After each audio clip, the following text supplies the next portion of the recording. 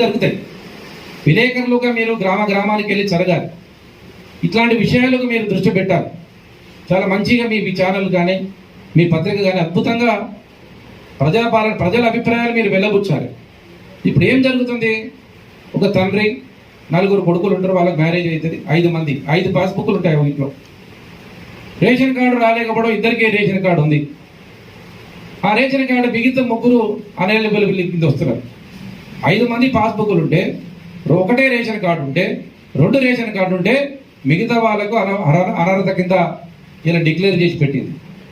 ఇంకా ముందు చిత్రం ఏంటంటే, సాఫ్ట్వేర్ జరిగిందా, ఎక్కడ జరిగిందా? ఒక ఉదాహరణకు ఒక రైతు 40,000 రూపాయల లోన్ తీసుకుంటే ఇన్సూరెన్స్ కింద వాళ్ళ అకౌంట్లో జీరో అకౌంట్ కింద 10 రూపాయలు, 13 రూపాయలు, 14 రూపాయలు, 50 రూపాయలు, 500 రూపాయలు వాళ్ళ అకౌంట్లో ఉంటాయి.